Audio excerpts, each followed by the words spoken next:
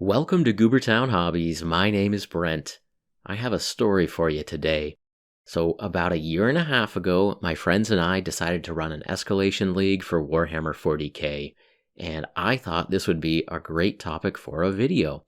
So I filmed all of my painting, I filmed the games, I wrote a script, I recorded a voiceover, I edited the dang thing, and then I never released it. This video did not appear on my channel. Now, the reason for this is because the video was kinda grumpy, kinda bitter. It started out like a normal video, and then as it went along, I just got more and more sour, and I decided I didn't want to put that kind of energy out into the world, so I sat on it, and that video has never been seen by anyone other than me. Until now. So I've been looking back at the video, and I think it's pretty funny, and I want people to see it now. So to be clear, before we go any further, I love hanging out with my friends. I enjoyed the actual game days, but the worst part of the game days for me was the actual game, and I want to talk about that. I think this Escalation League is a good introduction into the topic of different types of gamers, different types of players, and why we like some games but don't like others. So we are going to get deep into that, but first, let's open up the Goobertown vault and let's play that previously unseen video. Roll tape. Welcome to Goobertown Hobbies. My name is Brent. Today we're painting minis and playing games. An Escalation League is supposed to be a good way to learn a game and get an army ready for the table. It's a series where you start with a small force, and you gradually build to larger and larger games until you have a full army. In this video, I'm going to escalate my Dark Eldar and show you the highlights for the first couple of games. My friends have cycled back into Warhammer 40k, and they invited me to join in and give it another shot. It's been a few years since we've played, so that means that all of the rules are completely different, and we each had to spend $100 on new rulebooks.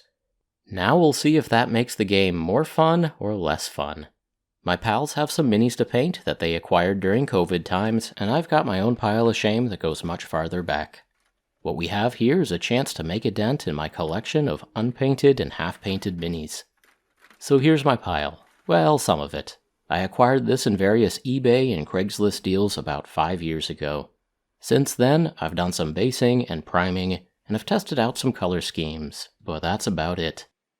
There is a lot of potential in here, a lot of unfinished business. My friends wanted to start with a relatively small 500-point game, so let's pick a 500-point list and pick a paint scheme. I'm of two minds on the paint scheme. For my old 3rd edition Dark Eldar, I color-coded the squads. Red squad advances, yellow squad fires, green squad charges. There's a certain joy to this. I was tempted to color-code my new Drukhari army, but I ended up going with something fresh. Bone armor. One of the minor color schemes from the 7th edition codex is this right here. That bone armor looks nice, and I'd love to find my own variant of this. I did some test models, and I experimented with a desert theme. I found this terracotta primer from Steinelrez, and it all snapped into place. I like this combo. I'm using the skeleton bone triad from Army Painter's Airline as the main color. I'm using terracotta for the bases, and we'll figure out the rest as we go. Now it's time to make a list. The good book tells me that the core to any Dark Eldar army is an Archon as the HQ and 2 units of warriors. After crunching the numbers on Battlescribe, I came up with a list of 2 Archons and 3 squads of 10 Capellite warriors.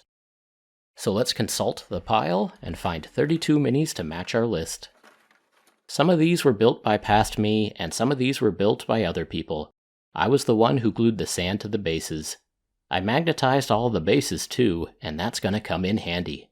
The various colors on these models are either from me playing around with washes, or me playing around with my airbrush. I could have stripped all of the paint off of these and started from bare plastic, but I decided that I'd just paint over what was there. A lot of these are missing heads.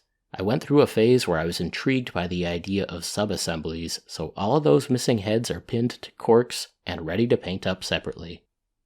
So here we are, 3 squads of 10, and 2 more warriors that I built as Archons. This is the current Archon model from Games Workshop. I don't want 2 of this guy in my army.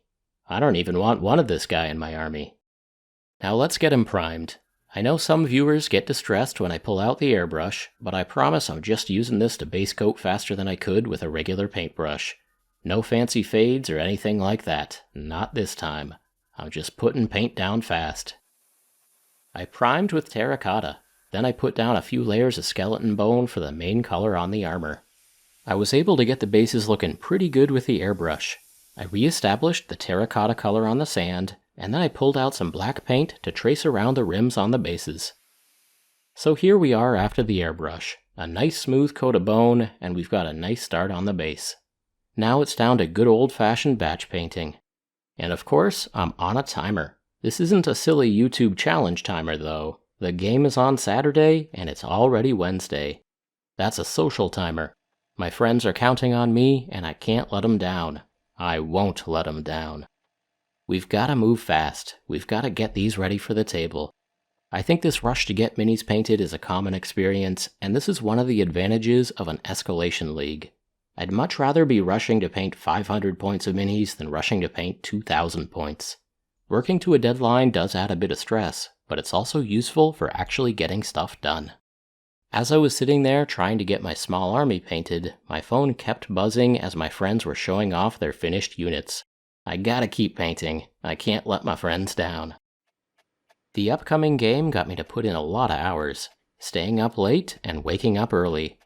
I base coated their spandex under armor a dark brown. Their guns and their pouches are black. Later on, I'll dry brush those guns with a bit of metallic paint. And of course, their butt towels. Their butt towels are incubi darkness. Eventually, I'll highlight those with cabalite and sybarite green.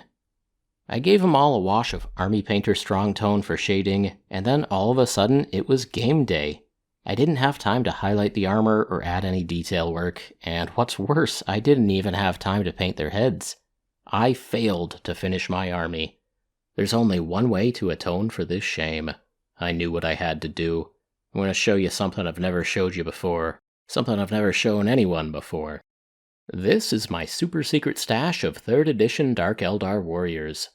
This stuff is like gold around here. The honorable thing to do in this situation is to blue tack on some joke heads and embrace the shame of not being quite ready for the game. These heads are ridiculous, so I figure they'll motivate me to finish up these warriors after the game. Here's my team. Time's up, so let's go to my friend's house and play a game. The magnets will hold everybody nice and secure in the steel cake pan of transportation. The last thing I did before heading out the door was try to refresh myself on the rules. This did not go well. This was actually way more stressful than rushing to get things painted. The game changes more often than I actually play it, and this is the part of the hobby that I'm the least interested in. My friends are better than I am at reading the rules, so as always, I'm gonna rely on them to keep things moving along. Thanks, friends. For these smaller games, we're playing teams of 2v2. Angie brought her Harlequins, Jim brought Adeptus Mechanicus, and Alex brought Orcs. All of their armies looked great, and I was glad to see that I wasn't the only one who hadn't quite finished painting. Perhaps we should have started with a smaller game or given ourselves a bit more lead time for painting. Whatever, it's time to play. We've got a game mat, some nice terrain, and some objective markers. I got paired with Angie's Harlequins, and we went up against the Orcs and the Admech. No Space Marines in sight. Angie and I got lucky, and we got to go first. I had 2 of my units camp on the objectives near our deployment zone, and then we made a rush for the objective in the center of the board. I don't know the ins and outs of 40k. In general, I know that holding objectives is good, Dark Lances shoot at vehicles, and Splinter Rifles shoot at troops. Oh, and command points are used for re-rolls with the big guns. That's what I do with command points. At the top of turn 1, we shot the truck out from under some Orc lads, and that was about it. The Orcs and the Admech retaliated and made quick work out of the Cabalites and the Archons in the center of the board. The good news is that some of the Harlequins survived. For the next 2 turns, there was a big scrum between the Orcs and the Harlequins fighting for that central objective. A lot of stuff died right there in the middle. I learned that the Orc boss on Wartrike is very killy, and that clown elves are even more killy. Some of the AdMech joined in too, and it was bloody all around. A bunch of the AdMech and the remains of the Dark Eldar camped on the easy objectives and took pot shots at each other. By the end of turn 3, the Orcs, the Dark Elves, and the Clown Elves were all pretty much dead. Good game, good game. And thus concluded my first game of 9th edition 40k. The Adeptus Mechanicus were victorious. That's fine. There's nothing wrong with losing to an awesome looking army. My Drukhari had stupid heads, and they deserved what they got. If you've watched this channel before, you may know that I enjoy painting Warhammer models more than I enjoy playing the game. For me, the game is an excuse to hang out with friends and a justification for collecting and painting all the minis. The rules for army building are a framework for organizing minis into a force that'll look cool once it's painted. Part of why I'm doing this Escalation League is to get a bit of experience with 9th edition 40k to see if I can have some fun with it. The rules for the actual game seem cumbersome and slow and miserable, but I'm gonna try to keep giving it a chance. Well, the first game is in the books, and now it's time to escalate the Escalation League. We decided that for the next game, we would each bring 750 points. I'm already a bit behind. I've got to finish my first 500 points and try to get another 250 ready to go. First, I put some work in on the bone armor of the unfinished warriors. I had left off after a brown wash, so I re-established the mid-tone with skeleton bone. Then I mixed in a lighter color to add some highlights. One of the things that I love about these models is that they have sharp creases and edges. Painting all of this bone armor takes a while, but it's the sort of thing that I find nice and relaxing. And when it's done, I think it looks pretty cool. Okay, the next game is coming up. I need another 250 points. I decided to use those points to bulk out my 3 infantry squads. 10 more warriors in each squad will give them some more survivability, and give me more total shots with dark lances. This is a Dark Lance. It's been my favorite part of Warhammer 40k since 3rd edition. A heavy weapon that blows up vehicles. Nice. My tactics generally just revolve around making good use of these things. Okay, I had to dig deeper into my pile of shame for 30 more warriors. I took about 12 of my old test models and stripped off all the paint. This is a beefy ultrasonic cleaner that I'm filling up with LA's Totally Awesome. This is household cleaning detergent. It's a degreaser that's readily available at dollar stores in America, and it works well on paint. 30 minutes of ultrasonic vibration in the degreaser helps to loosen up the binder in the paint, and a few minutes with a toothbrush reveals a whole lot of bare plastic. Some bits of paint are more resilient. When one solvent fails, I use another. I'm going to put these in a jar with isopropyl alcohol. After an overnight soak, the bulk of the remaining paint has fallen off. Here we go, 12 more warriors ready to be painted. After some more looking, I was able to scrounge up enough bits and pre-built warriors to fill the draft of 30 new recruits. The 3 big squads are gonna look something like this. It might not look like much now, but I'm hoping that it'll be impressive when they're done. The newest recruits need to be based. I like to start by supergluing 1 or 2 larger pebbles onto the base. Then I use an old brush to add a generous coat of Elmer's PVA glue. Next I dunk the base in a pot of sand from the beach. I flick off the stray grains and I let things dry overnight. The PVA glue does a surprisingly good job of holding the sand in place. A coat of primer over the top will make it even more secure. Back to the airbrush. By now I've gotten comfortable with the routine. Again, on this project everything can be done with a brush, but the airbrush does speed things along. Which is good, because I've got a lot of models to paint and I don't want to disappoint my friends. Not again. My friends are painting their armies, their models are looking great, and they deserve to play against some well-painted Drukhari. Step 1. Coat everything in terracotta primer. Step 2. 2 thin coats of bone to get smooth all over coverage. Whites and off-whites can be tricky. If I wasn't using an airbrush, I would probably spray prime the whole army with skeleton bone from a rattle can. Step 3. Freshen up the terracotta on the base. Any overspray onto the ankles will either be fixed by me with a paintbrush, or it'll just look like they got dirty and dusty from running around in the desert. Step 4 is actually my favorite. This is the fastest way I know to get a smooth coat of black paint around the rims of the bases. This is surprisingly easy, but it still makes me feel like a marksman. The airbrush can be such a fun tool once you've got it figured out. An hour or two with an airbrush is giving us a massive head start with these reinforcements. Okay, airbrushing is complete, it's time to go back upstairs. Here are the 60 warriors again. I've made a decision. I just can't help myself. I'm gonna color code the 3 squads. The butt towels are a good place to put an accent color to differentiate them. Green towels, blue towels, and purple towels should all look pretty cool. And if I change my mind, it'll be relatively easy to modify the squad colors later on. Batch painting again. Some people hate this, but I love it.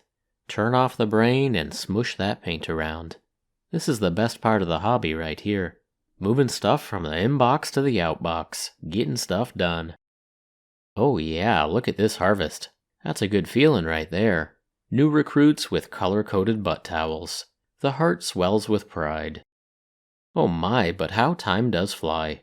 Game 2 is tomorrow. Let's get some heads ready and glue them on. I've got a whole pile of heads and helmets pinned to corks. I'm working as fast as I can to make them look decent. The helmets get bright beady eyes shining out of the darkness, and the helmetless get a flesh color and a wash. Then I'm gluing them all onto the bodies. This army still isn't finished, but these 60 warriors look better than the 30 warriors I took to Game 1. The escalation continues. Time for Game 2. I've read a bit more on my codex now, and I'm aware of a few of the special rules for my army. I sort of understand when I'm supposed to re-roll some 1s or do some additional bookkeeping when I roll a 6. Close enough. For Game 2, I got teamed with Alex and his orc lads. We'll be fighting against Mark and his Eldar and Jim and his Admech. This is my favorite part of game day right here. Seeing my pals and seeing what they've brought for models.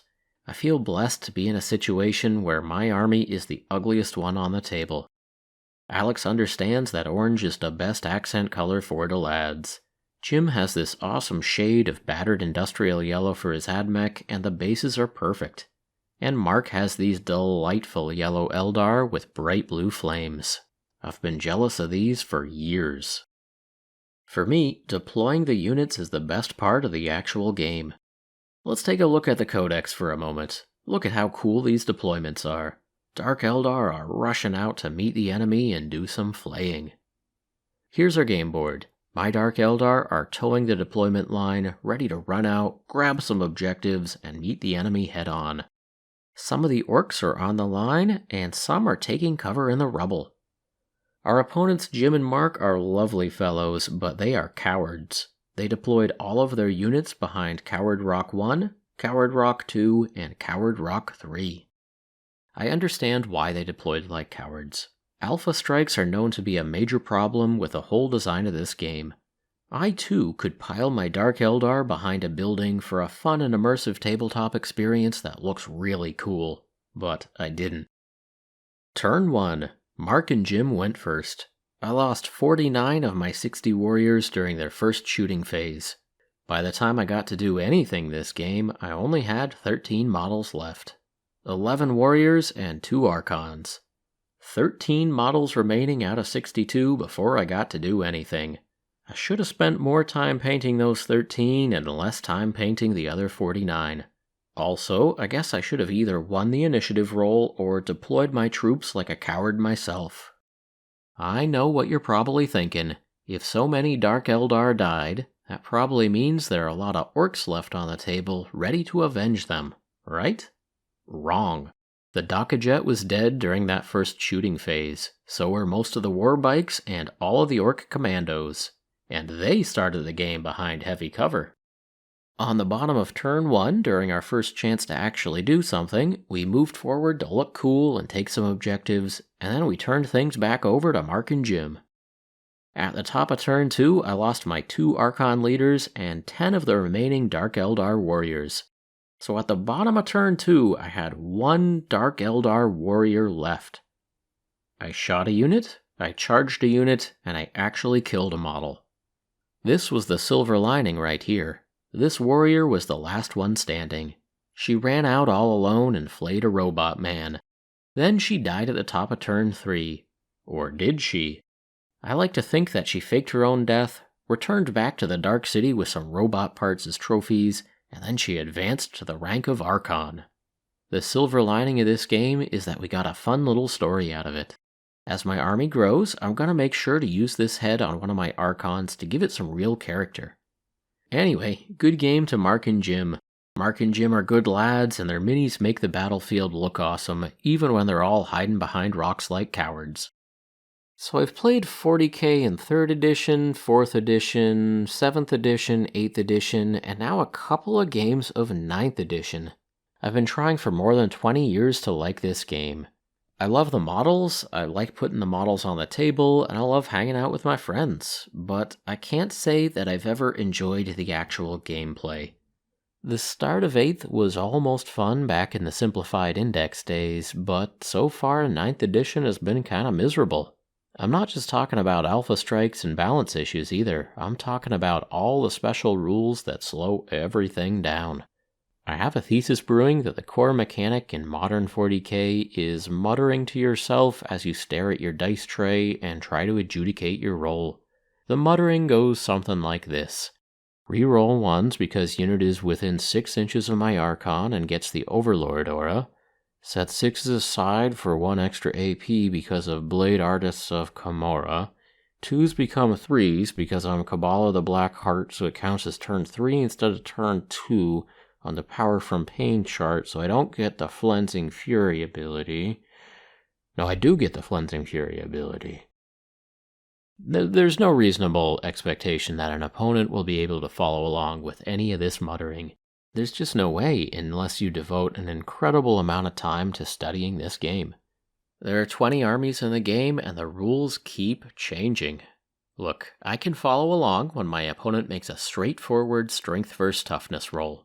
But when they start adding in 3 special rules from their codex that I've never seen, well, it's just not worth the mental effort to try to stay engaged. I'll wait for them to stop their muttering, and then I'll look up from scrolling Instagram, and I'll roll however many armor save dice that they see fit to hand me.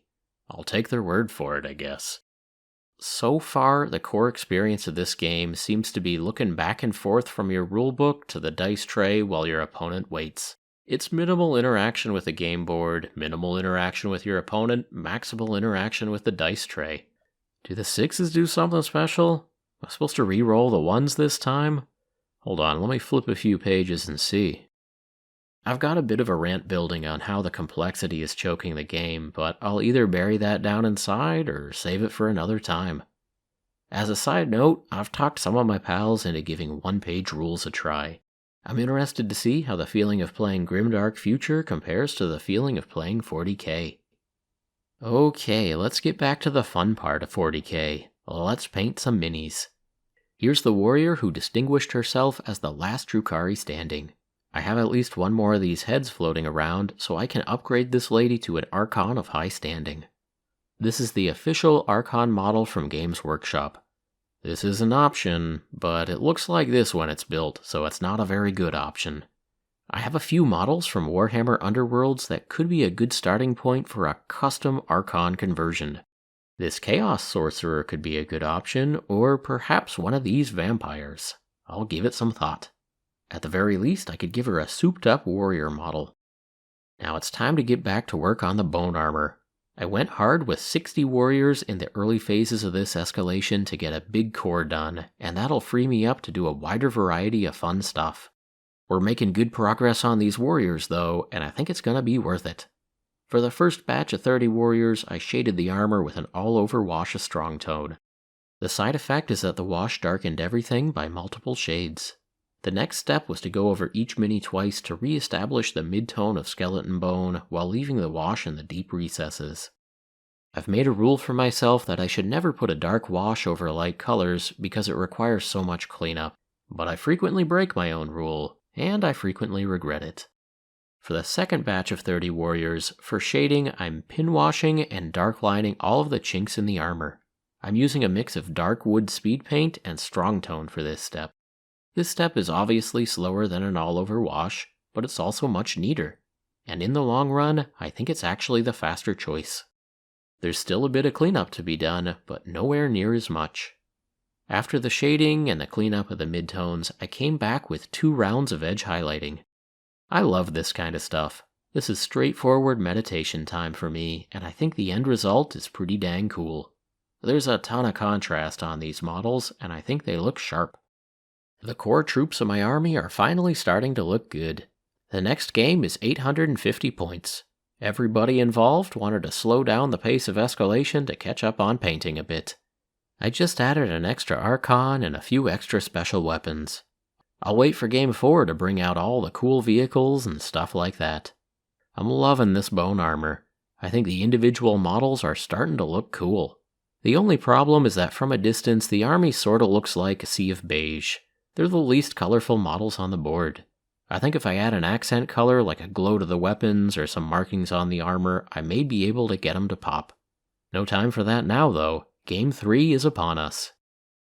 Alex and I have teamed up again, and this time the Orc and Drukhari Dream Team are up against the double Eldar. Mark and Angie are both fielding Eldar.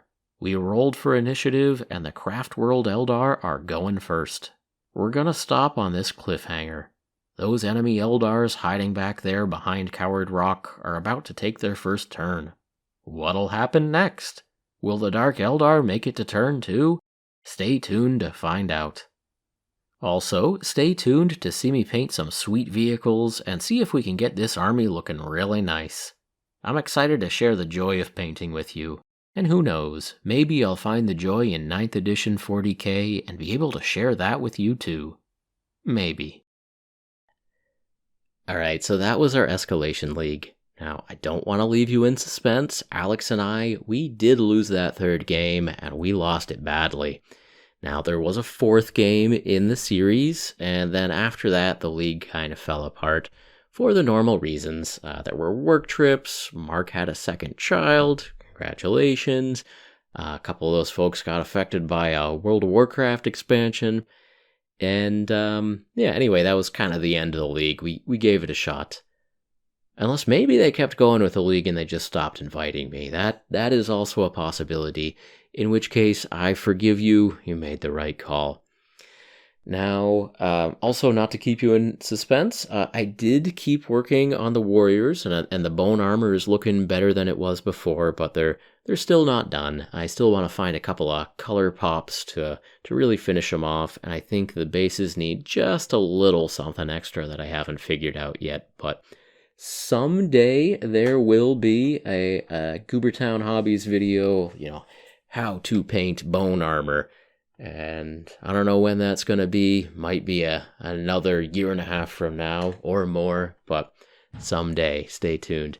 I'm just glad you got to see our Escalation League. But anyway, I want to dive into this issue of why it is that I haven't been able to enjoy the game of Warhammer 40k. For 25 years, off and on, obviously, I have attempted to play and enjoy this game, and I keep bouncing off of it. I've tried in like 5 different editions, and it's never stuck. And I think I finally understand what the issue is. Now, here's the hypothesis. I am a casual gamer, and Warhammer 40k is not for casual gamers. That's a bad mix. And it was hard for me to come to this conclusion because I don't think of myself as a casual gamer. I mean, I have a YouTube channel about miniatures. I love shopping for minis. I love painting minis. I like hanging out with my friends. I like seeing my friends' armies. I like, organizing my minis into units, organizing my units into armies. I like it when our armies are facing off against each other on some sweet, sweet terrain. I love it when our leaders end up battling on a cool piece of scenery.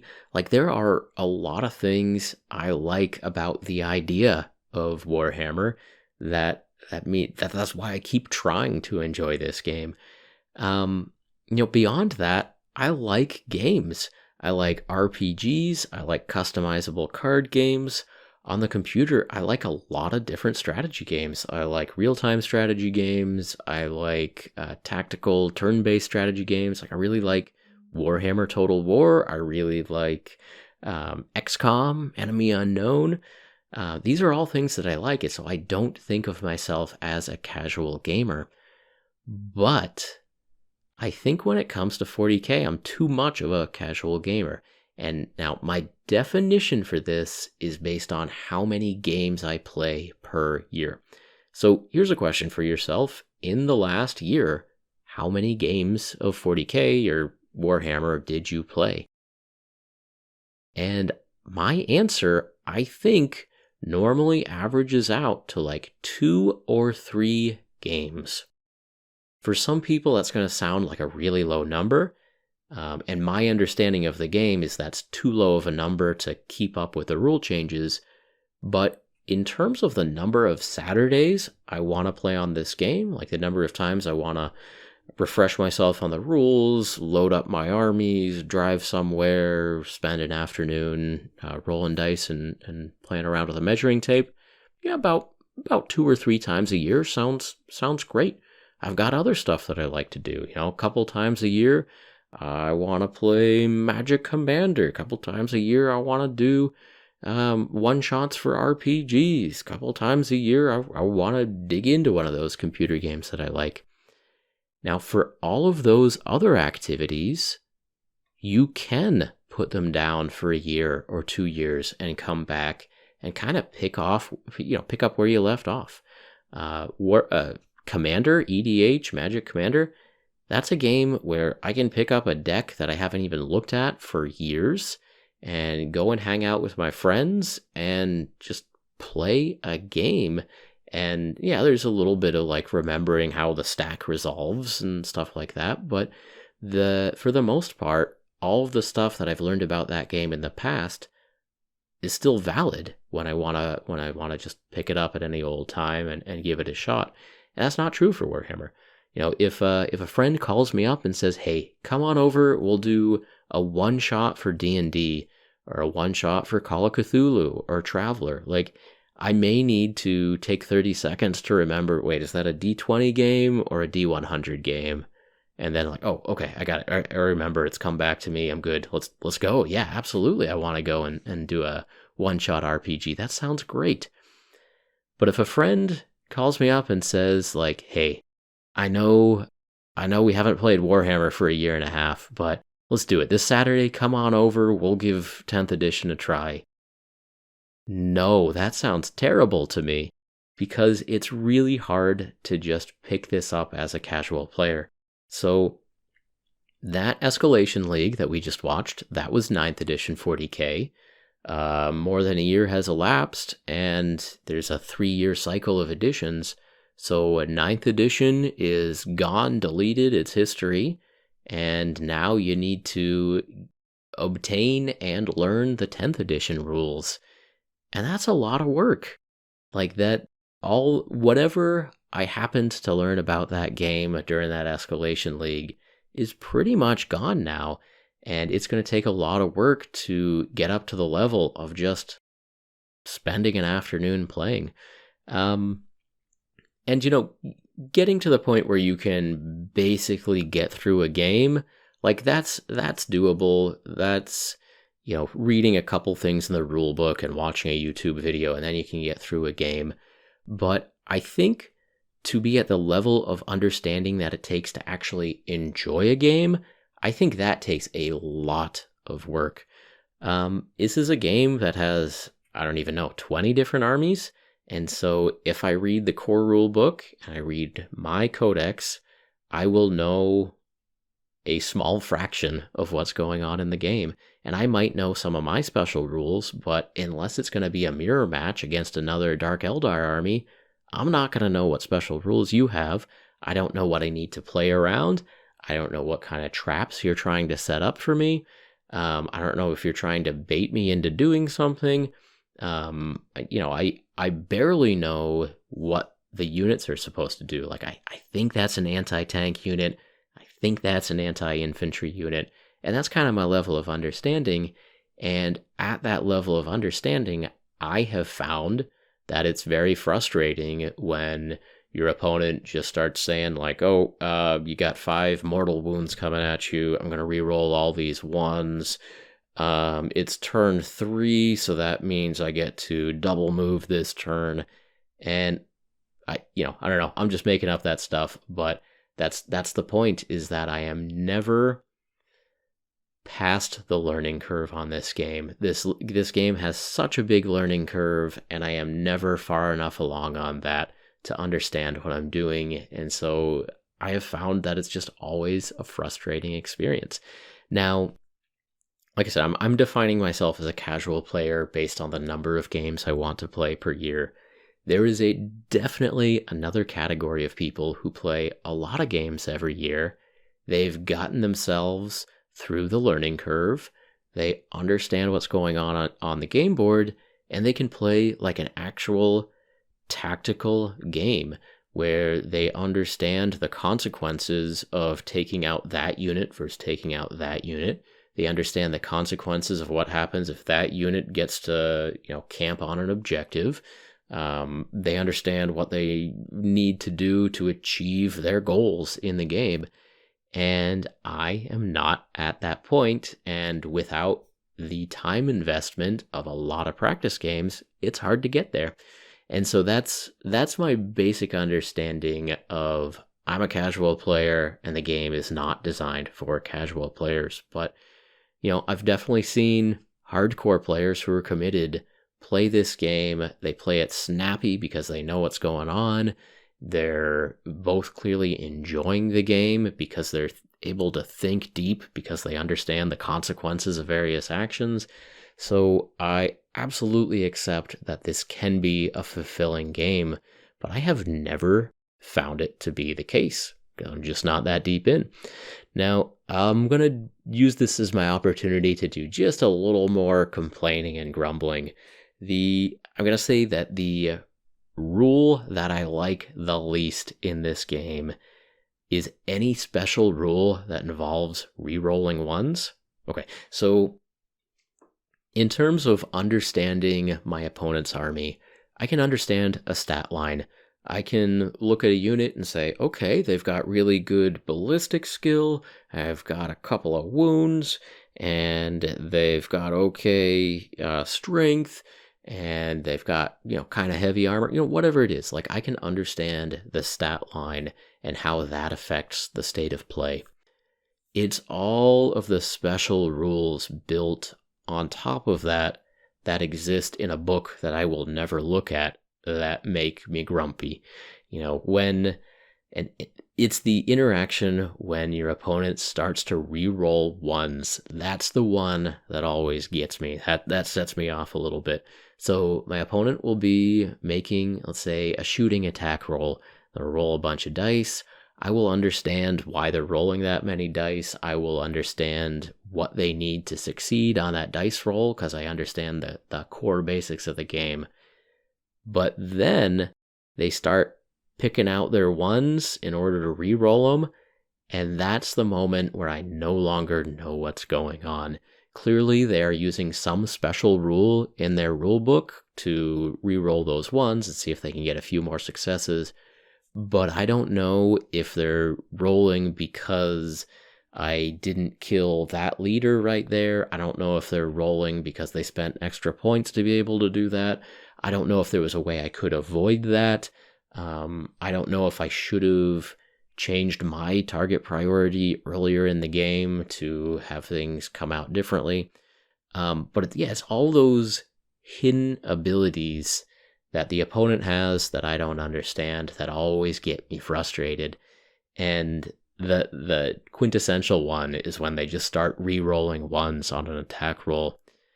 And I've learned not to ask the question. I've learned not to say, wait, why are you re-rolling ones? Because the answer will never mean anything to me. It will never increase my enjoyment of the game, and it'll always just deepen my frustration. So they start re-rolling ones, and I say, wait, what are you doing? And they'll say, oh, yeah, check this out. And they'll turn to page 87 of a codex that I will never look at. And they'll say, my army has pledged allegiance to the Backstreet Boys. And because this unit is within 12 inches of this unit, And also it's turn 3. So on turn 3, my army enters beast mode because I paid the points to give them the Banner of Champions. And in beast mode, the Backstreet Boys will give them special ammunition. And the special ammunition, it causes their gun to bing if they miss really, really bad. It doesn't bing if they miss kind of okay, like close calls. It doesn't bing, but it bings if they miss really, really bad on a 1. And the bing, it tells them that they need to fire their gun again so you get another shot at hitting the enemy. And so that's why I don't ask when my opponents are re-rolling 1s, is because it's gonna be something like that. And boy, I hope I just made up that rule. I hope that rule doesn't exist, but I know in my heart that something way too similar to it does exist. And if any game designers are listening out there, that's the kind of thing that casual players do not like. Like that, it's not fun to just have just a pile of special rules dropped on you from a rule book that you will never own and never read. It's not a fun interaction. Like beyond not knowing that rule was in there or was coming for me to get a couple of more hits on my units, beyond me just not knowing about that, it's also the adjudication of that special rule is unsatisfying for everyone involved. The process of double checking whether or not you get to reroll 1s and then actually doing it, that is an interaction between a dice box and a rule book. There's no interaction with your opponent. There's no interaction with the game board. That is one player staring at their dice box, double checking a rule in their rule book, going back to their dice box and picking out the 1s. It's not immersive. It's not fun. I mean, I've heard some players say, "Oh, I just wanna roll dice. It's a beer and pretzel and dice kind of game. You know, I just wanna get in there, roll some dice." And I think there actually is a small percentage of players who actually enjoy the kinesthetic experience of rolling dice, and maybe those rules are for those people, but I don't. Like, if you want to write a rule that makes the unit better at shooting, give them an extra ballistic skill. Give their weapon an extra attack. Like that, at least I understand. It makes sense. It doesn't involve a separate wave of rolling. I can understand the results of the roll. That's all fine. Like, and if that's not granular enough, you can, further balance things with the point choices, obviously, point values. But anyway, that's my grump on that. I've got one more grump for you because now's my chance to do it. Some people have written in the comments that the reason I didn't enjoy the game is because I didn't start my units behind cover, and so I got deleted at the top of turn 1. And yeah, that's true. That's true. That is not an issue of me being too casual. That is me being too stubborn. So I refuse to make my army look stupid. And if you start your units all piled up behind line of sight blocking terrain, I understand that that's tactically a good move. It looks stupid. Like, if you open any of these rule books, any old codex, all of the pictures of armies are gloriously painted miniatures charging at each other, just rearing to get into the fight and start beating each other up. And they look amazing. Armies look awesome when they're running across the field to take objectives and do stuff. Armies look stupid when they're scrunched up behind line of sight blocking terrain. And I understand why the game steers people into that deployment strategy. But it looks bad. It doesn't look fun. Like I'm telling you, my understanding of this game is that it is not a fun enough game if you're just playing with like paper standees or tokens. Like the reason this game is good enough that people play it is because the models look cool. And the models don't look cool when they're scrunched up behind terrain. They just don't. So I refuse to do it. I'm too stubborn to start my units hiding behind Coward Rock, and that's gonna mean I lose a lot of games. In addition to the fact I don't understand what the heck my opponents are doing because I don't play enough games to know what my opponents are doing. But anyway, that's the last little bit of grumping that I have to do for today.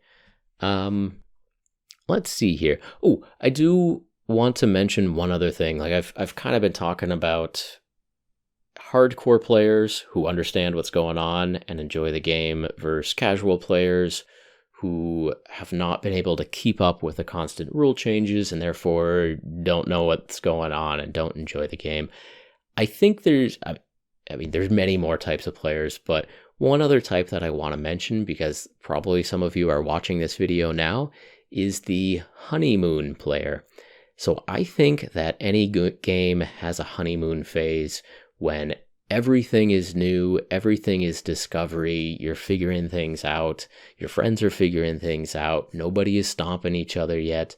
And I think any game, you can find some joy in that phase of things.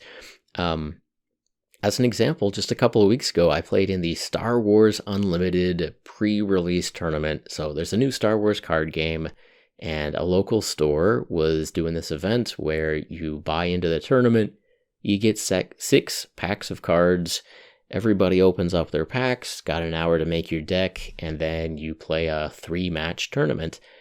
And that was great. There were 7 people in the tournament. All of us had watched like one YouTube video to try to figure out what the rules were, but none of us really knew what was going on. So for all of us, we were playing and we were reading our cards as we went, and we were figuring it out as we went. Nobody had any broken combos yet. We were just starting to figure out what interactions were powerful, so nobody was getting stomped. And it was great. Like, I think that's a perfect example of a honeymoon phase of the game. And that's been my experience with every game that I've ever played in my life. Is the first couple of games, you can have a lot of fun because there's nobody's net decking anything. There's, nobody's pulling out their powerful special rules that you've never seen before. The vanilla honeymoon version of games can be a lot of fun. So there are some people watching this video right now who maybe think, I'm a casual player and I'm enjoying my first games of 40k. Maybe you're a honeymoon player. Let me know how you feel a couple editions from now. Check back in. What else do I want to talk about? Like I said, my basic problem is that the rules change faster than my willingness or ability to learn them. And so we're already almost a year into 10th edition 40k, and I still haven't played a game of 10th edition. And at this point, I actually think it's wiser if I don't. Like, I think I would be smart to avoid buying a rule book halfway through 10th edition 40k. Like, the strategy, I think, has to be, if I'm going to give Warhammer 40k another try, I need to wait till the first day of the next edition, whether that's 11th or 12th or 13th, whenever I decide, you know what, Charlie Brown and the football, I'm going to kick this 40k football this time for sure. Day 1 of the edition, I'm going to buy the rule books, and I'm going to get in, and I'm going to play more than 3 games the first year, more than 3 games the second year, more than 3 games the third year. Then that edition will be done, and I can take a break. But yeah, it's almost like a sprint, like learning the rules of the edition to a point where you can have fun with them is a sprint where you're racing to get into the fun zone before there's a hard reset on the game and everything that you learned gets deleted. And that seems to be the way of things. Like, again, I'm sure there are people telling me why I'm wrong, but as a casual player who really doesn't even know what I don't know and is not willing to put that amount of time and effort into it, like, that's been my experience trying to play 5 different editions over 25 years, is that you're either in with both feet, or it's going to be kind of frustrating. And I don't know, I don't want to be a downer on that, but I wanted to use this video as a chance to explore why I had kind of a sour time during that Escalation League. And so I wanted to explain those feelings and so that I could understand them. And also I wanted to give it this framework so that I could show you that video, because I think there are some good bits in there. But I wanted it to have a little bit of prologue and a big ol' epilogue, so that I could really understand why it was that I was being a little bit bitter in there.